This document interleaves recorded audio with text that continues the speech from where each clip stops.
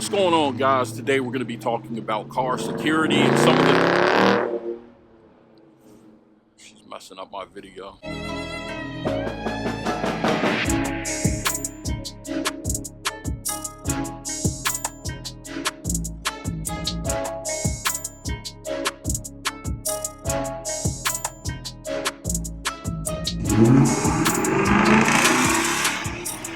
Oh my God. What's going on, guys? Today we're going to be talking about car security and some of the things you could do to lock your car down so those boys can't come and take it from you.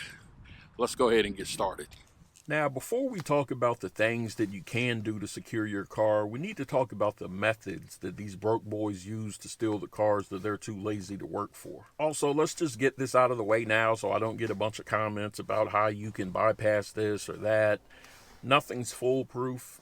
All of these things can be defeated, but the key is to do as many things as possible to secure your car so that the thief doesn't want to spend a bunch of time dealing with it. Car thieves rely on being able to get in and out as quickly as possible, so by making it too time consuming, you're going to make them just give up and quit and move on to an easier target. Now, I'm going to have links to all the devices that I show you in this video. A lot of them can be found on our Amazon storefront, so if you want to go there to purchase some of these things, you'll be helping support the channel as well as protecting your car.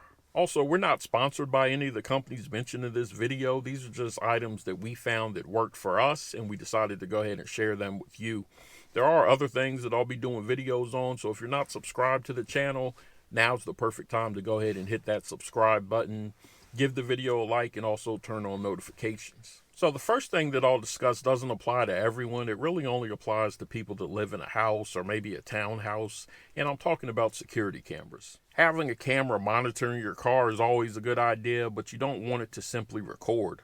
We use a system that integrates with Amazon Alexa, so anytime movement's detected anywhere around our house, we get an audible notification from all of our Echo devices.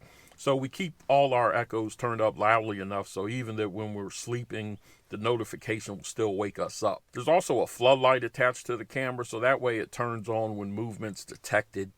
Now, the light alone may deter a would-be thief, and all of the cameras also have two-way voice communication, so you can chat with the moron trying to steal your car if you want to do that. But these days, thieves are brazen enough to steal cars in broad daylight right in front of your house, so cameras and lights just simply aren't enough. That's where the other things I'm going to discuss come into play. So even if they can't steal your car, nobody wants to come out to a broken window on their car. So I recommend a visible deterrent. In this case, a steering wheel lock. Now, these come in many varieties. The one that I use actually loops through the steering wheel and connects directly to the seat belt. To unlock it, you need a key. Hopefully, any would-be thief would see this on the steering wheel and immediately decide to move on to an easier target. But even if they don't, they're going to have to spend a lot of time trying to remove it. These also come in a variety of different colors, making it more visible through your window. So hopefully it'll be enough of a deterrent that the thief will see it and just move on. And I can't count the number of videos I've seen with Hellcat and Scat Pack owners who know that their vehicle is a target, but don't take the simplest of measures to protect it. I mean, a steering wheel lock, yeah, it's going to take you a few seconds each time to put it on. You don't have to use it all of the time, but if you know you're in a situation where your vehicle is compromised, where somebody may try to steal it, it only takes a couple of seconds to use it, so why not? But let's say that you're using a steering wheel lock and the thief gets through that. What else can you do? Well, now we need to talk about how Mopars in particular are commonly stolen. The first way is a relay attack, and this works on Mopars prior to 2022. Basically, these scumbags use a device with an antenna attached, and they walk up near your front door where your car keys are normally kept, and the person holding the device uses the antenna to relay the signal from your key fob to another person with another device that's standing near your car. Once they have the signal, they can simply unlock your car, start it up, and drive away. The whole process can be done in less than 2 minutes. So how do you stop this? Simple. A Faraday box. A Faraday box is an inexpensive box that you can get on Amazon. It basically blocks the signal from your key fob, so that way they won't be able to relay it. They also make portable pouches that block the signal in case you're out at a restaurant shopping or something like that. Now, make sure that you do test out your devices to make sure that they work, because I did a video recently on a pouch that absolutely did not work. It was a waste of money and I sent it back, got my return. So make sure that you do test out whatever Faraday box or pouch that you actually get. Now, keeping your keys in a Faraday box or a pouch, you do have to kind of get used to it, but once you make it a habit, it pretty much becomes second nature. We've had ours for a few years now, and it's no inconvenience at all. This is just an easy way to secure your key fob as well as credit cards and other items that give off a signal. Now, another way that people steal Mopars is one that's due to a pretty bad design flaw, and I'm talking about the manual neutral lever. If you aren't aware, under the coin tray in Mopars is a lever that simply can be pulled up to put the car in neutral.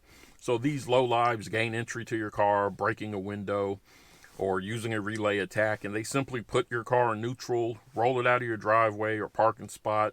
Then they usually have a second person in another car on standby to push the car to another location where they have more time to work on getting the car started, driving it off, and you'll never see it again. Fortunately, there's a relatively simple solution to this. Destroyer1320.com sells a plate with security screws that you can install that blocks this lever off. Now, of course, a thief that is persistent enough can potentially remove the plate with the right tools. However, again, this is going to take them time to do. If you also have the steering wheel lock installed, that's now two things that the thief will have to get through in order to take your car.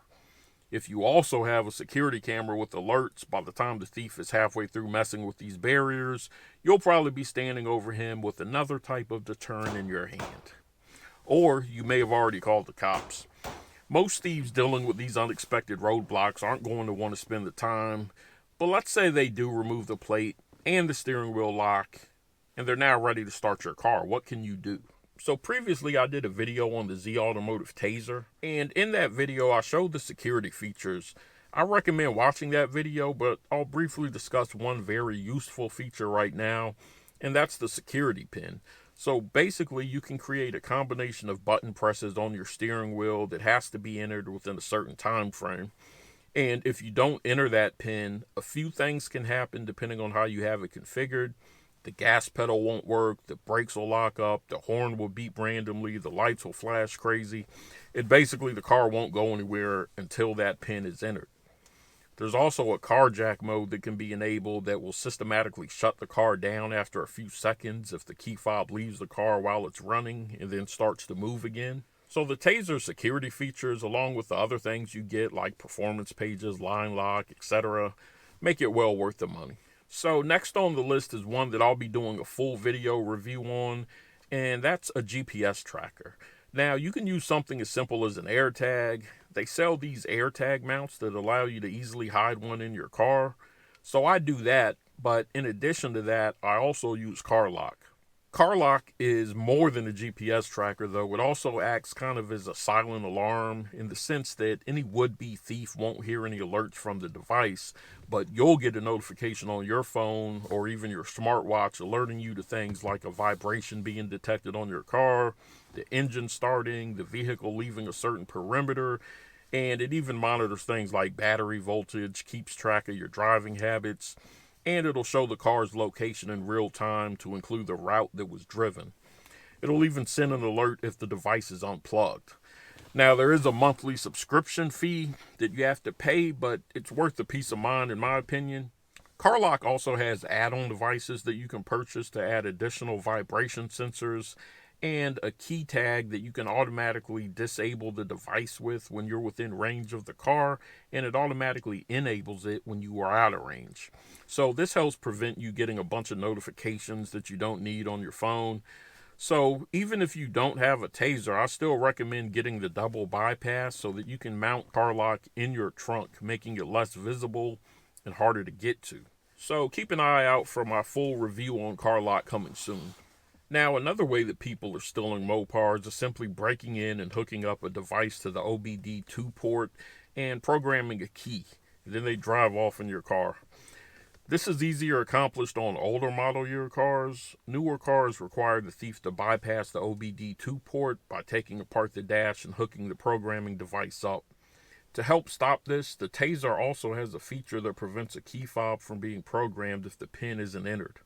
But an easy way to help secure your OBD2 port is this. It's an OBD2 port lock.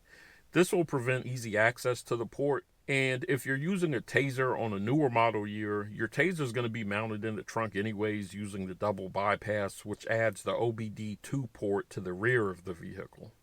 So this is just an easy way to go ahead and block off your OBD2 port so people can't just plug in a device and start messing with things. And finally, we have the kill switch. This is a simple but effective way to safeguard your car. You can put a kill switch on a variety of different car systems. The battery itself is a commonplace. In my case, I went with the start button because I need the battery on for my Taser and for my Carlock to work. So when I activate the kill switch, the car can't even be started at all. It's controlled through a key fob, so it's easy to use. I also did a video showing the full installation of this, so be sure to check that out. Kill switches have become a really popular thing nowadays. They're easy to install, they're inexpensive, and they're highly effective, especially if you put it on multiple different systems and hide the switch somewhere where thieves aren't going to think to look. It just takes too much time to deal with, and people pretty much just give up trying to steal your car if they even think a kill switch is on it. So that does it for today's video, guys. Hopefully you found this information useful. If you did, go ahead and give this video a like, subscribe to the channel, and turn on notifications so you don't miss any upcoming videos. Thank you guys for watching. As always, thank you for your support, and I'll see you on the next video. Peace.